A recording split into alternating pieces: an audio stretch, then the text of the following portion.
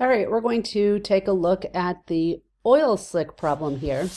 We're being told that oil is leaking from a pipeline on the surface of a lake. It forms an oil slick whose volume increases at a constant rate of 2,000 cubic centimeters per minute. That means that dV dt, the change in volume with respect to time, is going to be 2,000 cubic centimeters per minute. It's always good to write down what we know before we start a problem.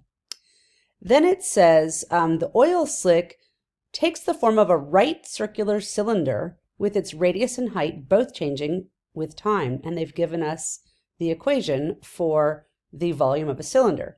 So actually I can start this. The first question, by the way, says at the instant when the radius is 100 and the height is 0.5 and the radius is increasing at a rate of 2.5 meters per second, what is the rate of change of the height with respect to time? So basically, we're given the following information. We're told that R equals 100 centimeters. We're told that H equals 1/2 centimeter.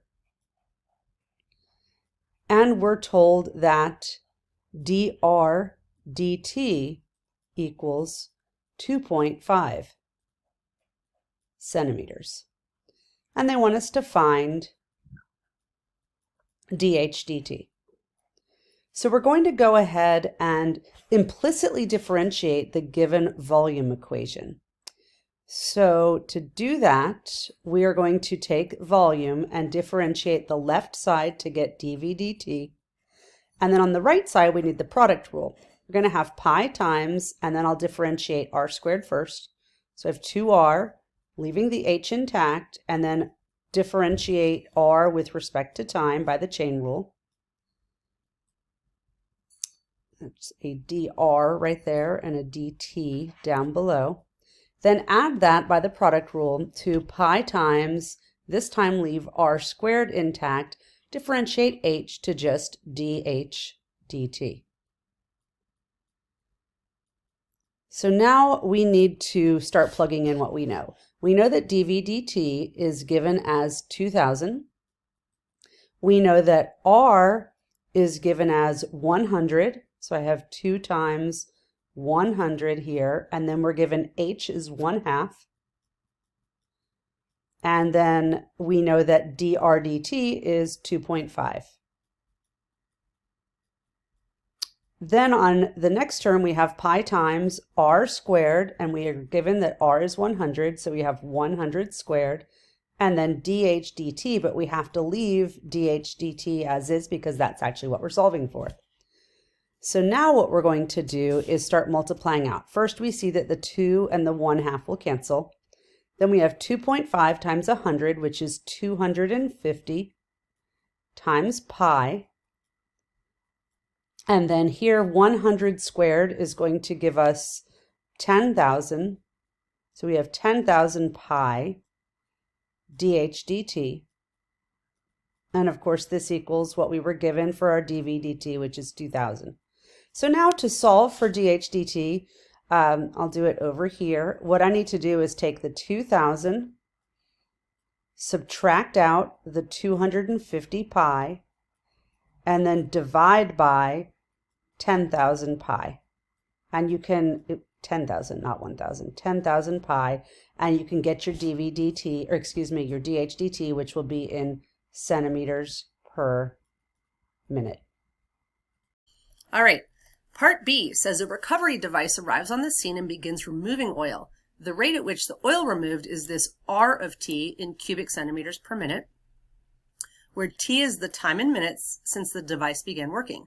Oil continues to leak at this constant rate of 2,000. So find the time when the oil slick reaches its maximum. Well, basically you have a rate in of 2,000 and a rate out of 400 rad T. So this is your candidates test problem.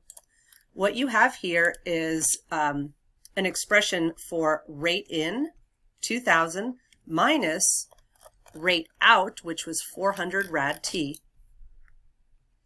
And these are already rates, and so if you're finding the critical points, you just set this equal to 0. So you have 2,000 equals 400 square root of t.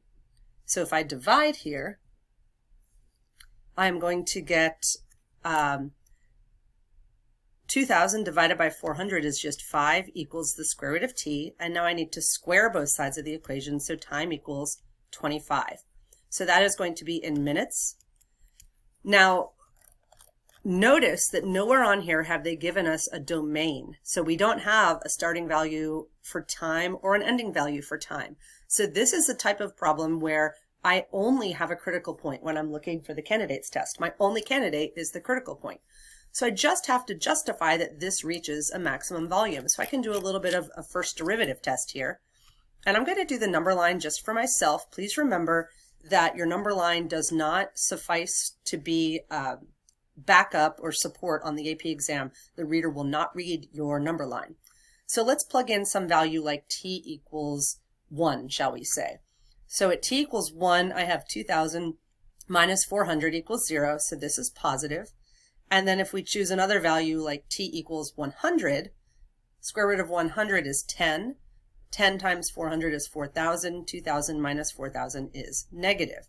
So my rate in minus my rate out is positive where t is less than 25 and negative where t is greater than 25. And therefore, my maximum, let's make sure I word this correctly, it says find when the oil slick reaches its maximum volume. Okay, and this was going to be the volume here.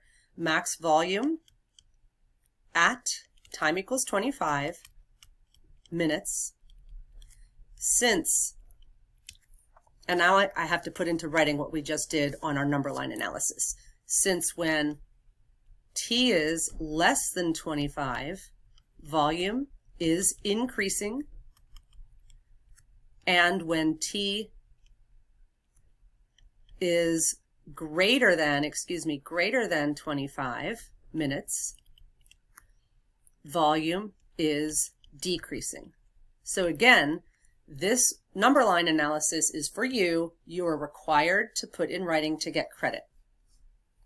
Okay, part C says, by the time the recovery device began removing oil, 60,000 cubic centimeters of oil had already leaked. Write but do not evaluate an expression involving an integral that gives the volume of oil at the time found in part B. Okay, so what we have here for part C is that we started with 60,000, but then we need to add to that the total change, and the total change is going to be from 0 to 25. We have the rate in minus the rate out, and of course that is dt, and that will be your final answer for part C.